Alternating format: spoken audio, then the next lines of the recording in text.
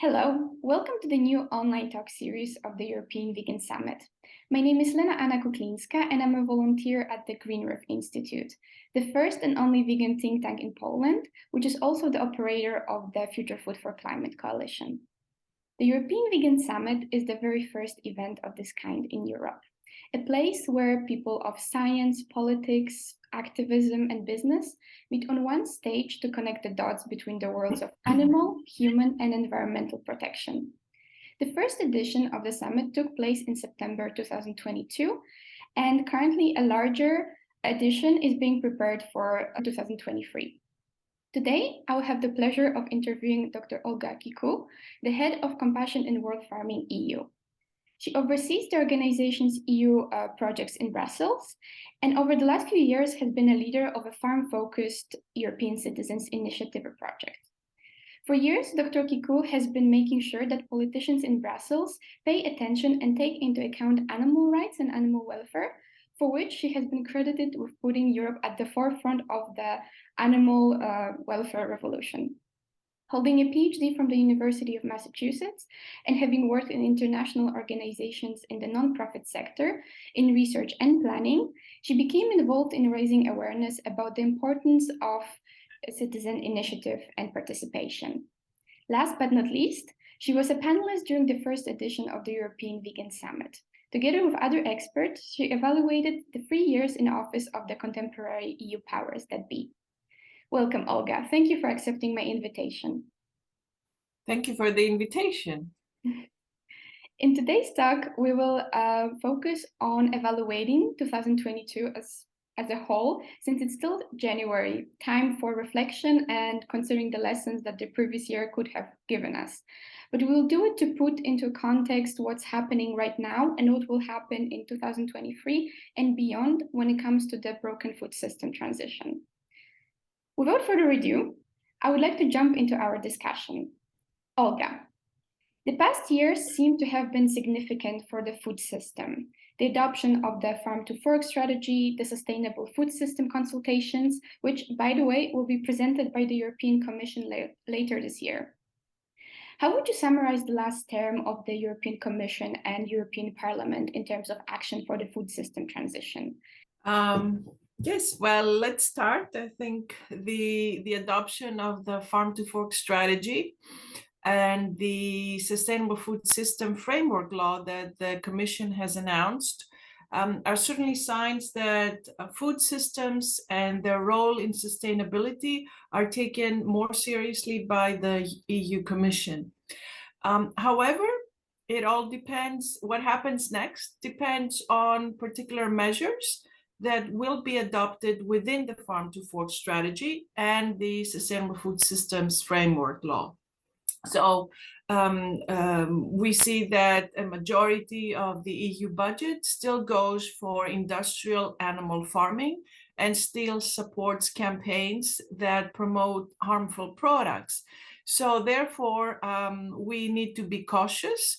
However, we are very pleased with the Commission's actions in the past year and the attention that has been given to food systems and animal welfare, which if we compare to what happened in the past, it is certainly beyond comparison to previous Commission's work.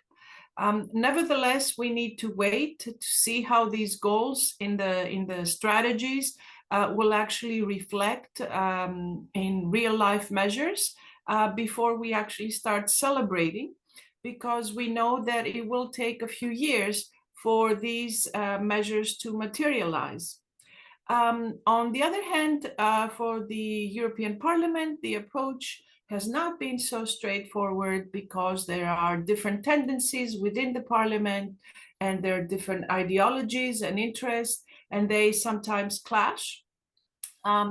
We see, for example, how committees can come up with different reports.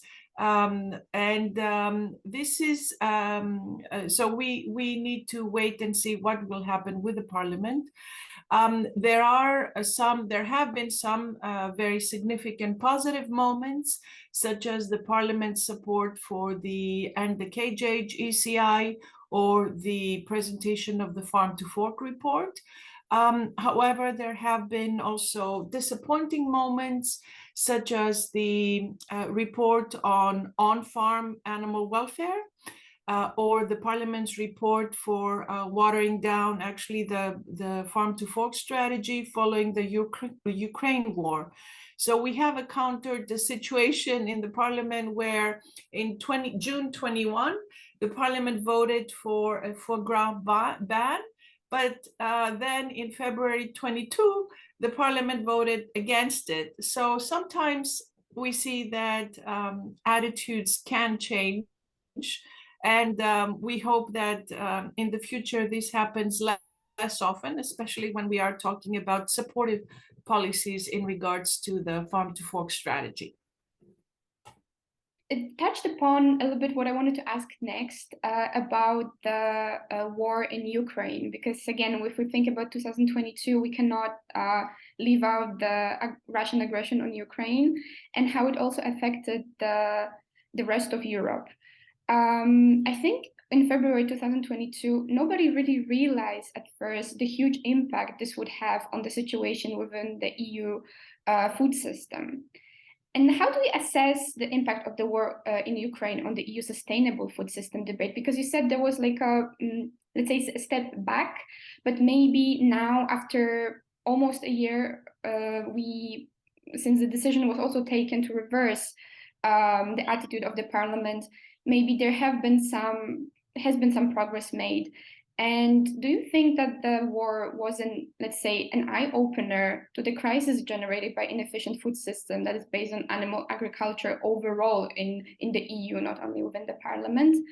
Or maybe it was not even acknowledged by the parliament? Yes, one would expect that the Ukraine war would actually be an eye-opener, but what we've seen in terms of policy is actually the opposite. Although many sides pointed to this, to the need for meaningful reform in EU policies, looking at the war. However, we've seen that the war has been used by those who are against any meaningful change, and those who have opposed the European Green Deal and the farm-to-fork strategy from the start. So the war has had a profound effect on the EU's agricultural policy. However, in a way that this was done in a way that progressive policies have been attacked for the sake of the so-called food sovereignty, ironically, without acknowledging that what threatens our food sovereignty and our food security is the current food system, which is inherently wasteful and unjust, and without realizing that inaction and keeping the status quo will cost us much more than a shift to sustainable farming would. So we see that instead of the war being an eye-opener for many policymakers, the crisis actually led to a bigger disregard for the need to protect our ecosystems and for the need to proceed with the reform that the European Commission had committed to. This is a very frustrating yet very common phenomenon that in a situation of crisis, decision makers decide to prioritize problems and issues, not seeing that will not help in addressing any of these problems at all sufficiently and appropriately. And even though the war is still ongoing, it has not raised the problems we were facing beforehand. It has not stopped the mistreatment of animals. It has not paused the upcoming climate crisis and catastrophe. So even though the European Parliament's line is not very, or the decisions made are not very surprising, they are also not satisfactory, and they're not responsible, and by no means that sort of stepping back should be justified. And during the panel at the European Vegan Summit in September 2022, you mentioned the letter of intent of the European Commission's President Ursula von der Leyen. The letter was setting out the most important initiatives for 2023.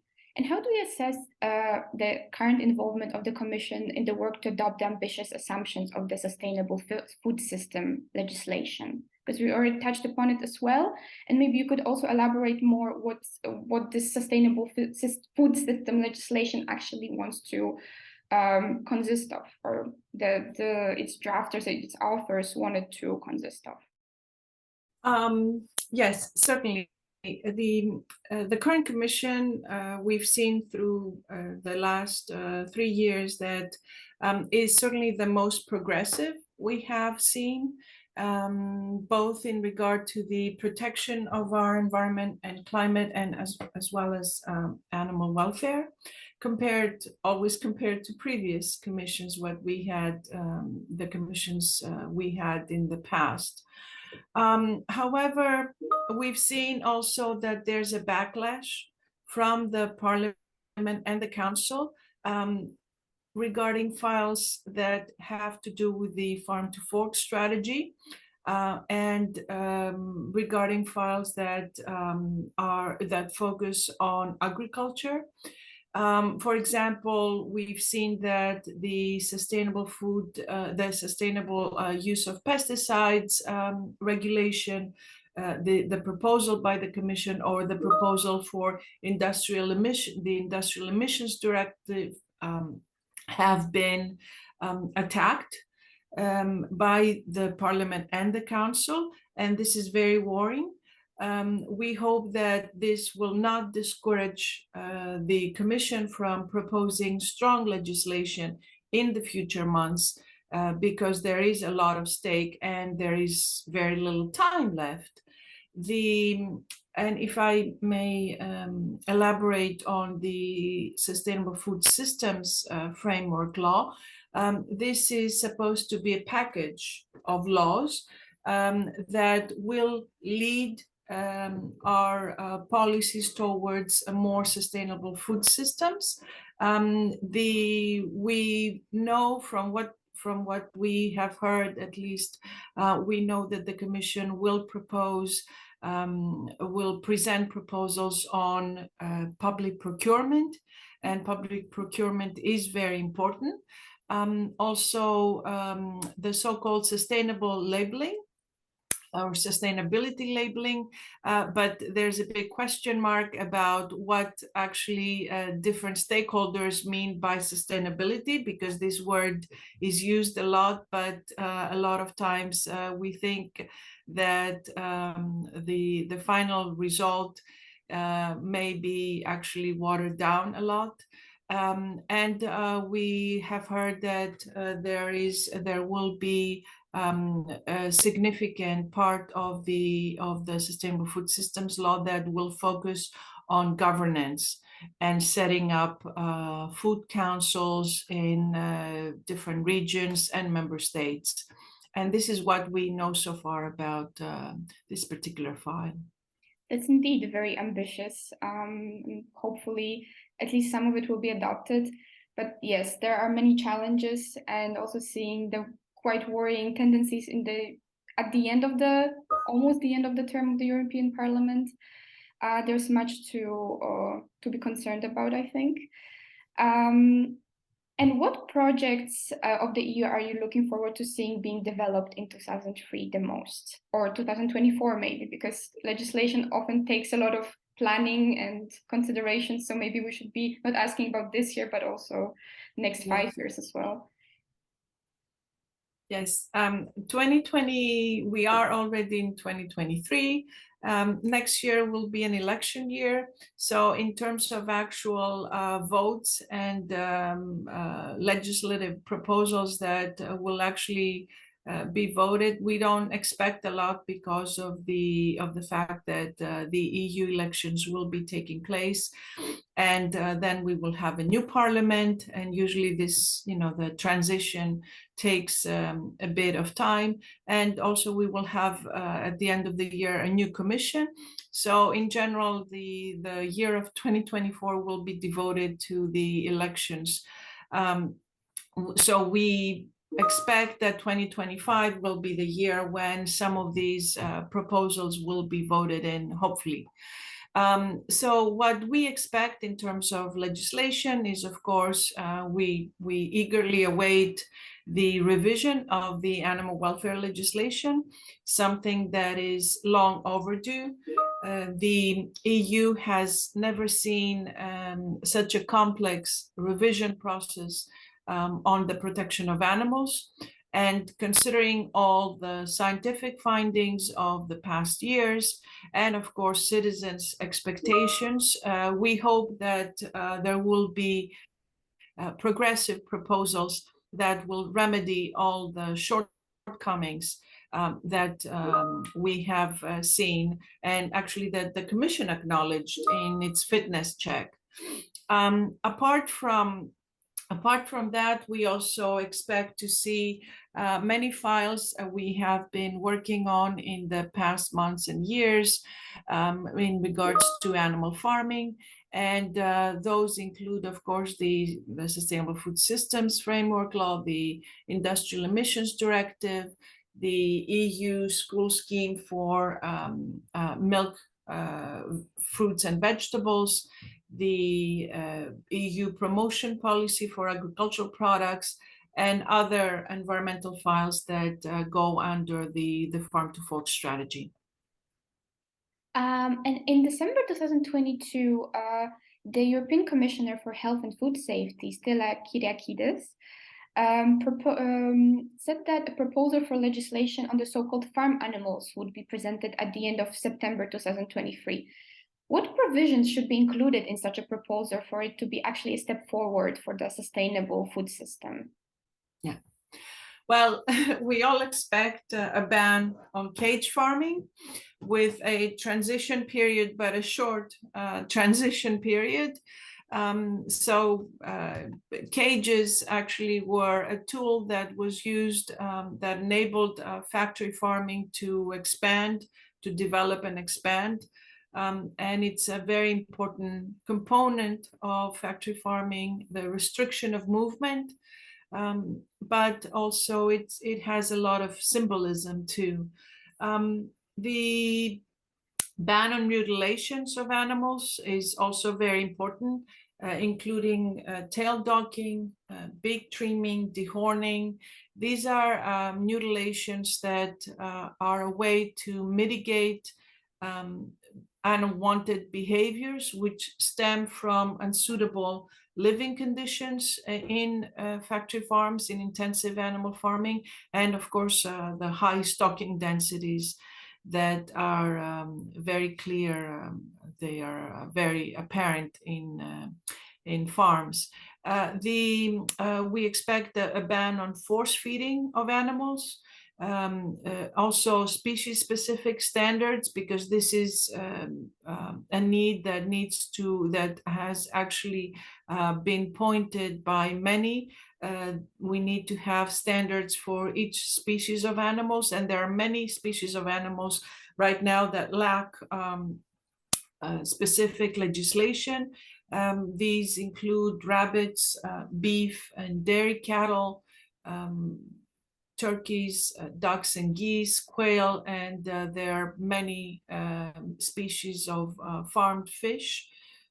Actually, farmed fish and fish in general, they lack any legislative provisions on and standards about their keeping, and they're an ignored, let's say, category of animals, and we hope that more attention is paid to fish. Also, we expect to see better rules for animal transport, including the ban of live animals outside sending live animals outside the EU, the exports of live animals, and also ban on transport of very vulnerable animals, such as unweaned calves and lambs, and heavily pregnant animals. We expect to see shorter journeys throughout the EU, and of course, slaughter is also another file that where certainly the worst practices should be banned, including the culling of one-day-old chicks and ducklings, the water bath method of stunning of poultry, the use of carbon dioxide for the stunning of pigs, stunning and killing of pigs. So, and some of the worst practices for the killing of fish.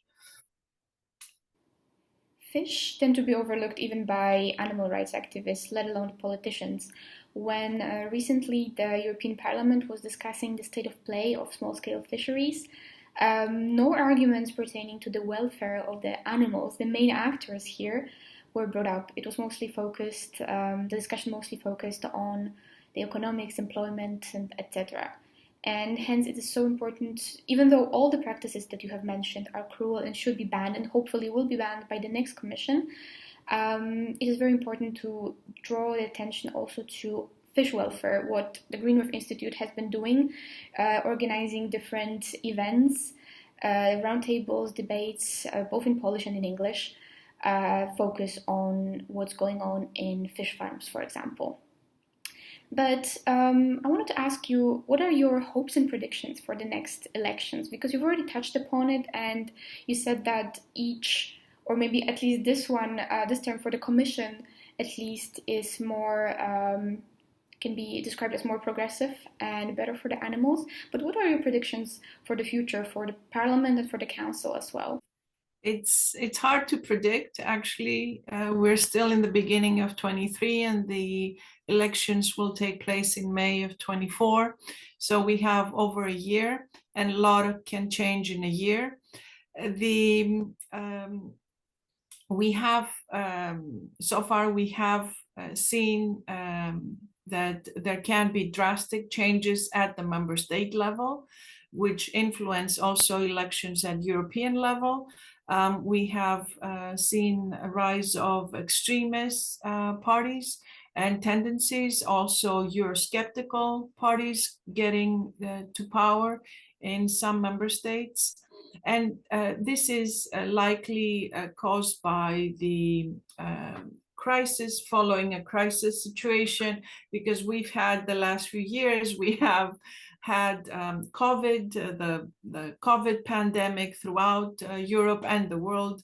We have then last year we had the war in Ukraine, which is unfortunately continuing with no end in sight. And this was followed by the energy and financial crises. So we've had a lot of moments that actually shape what is to come. We know that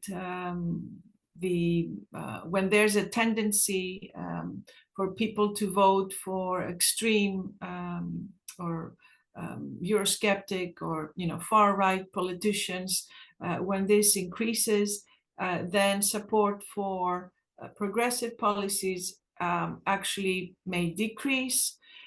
We hope that the next elections will actually give the opportunity to people who understand the urgency that we need to act and we need to change our policies, that we hope that these elections will actually bring about important reform instead of actually following more populist tendencies that in the end aim to keep the status quo in power.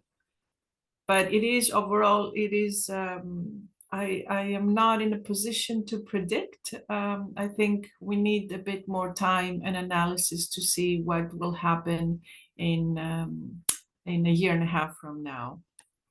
That's very true, but I think it's still important to highlight and remind ourselves that there will be organizations like your Compassion in World Farming and many others that will make sure that even in the worst case scenario, fingers crossed it doesn't happen, there are more conservative and less progressive powers that be elected, and in the institutions we will still have organizations that will make sure to remind them of what should be done and will exert the pressure that we need for the improvement of the animal welfare and the broken food system.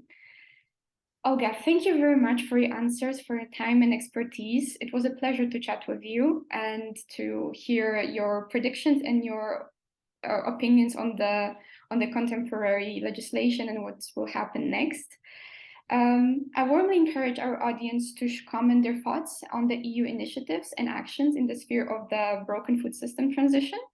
And from my side, I want to encourage everybody to follow the Green Ref Institute and the European Vegan Summit on all social media platforms, Facebook, Twitter, Instagram, to stay up to date with the updates on the next edition and new episodes of the European Vegan Summit Talks. I'd like to say a big thank you to the Green Ref Institute, and congratulations on the great work you're doing, and keep up the work. We need you.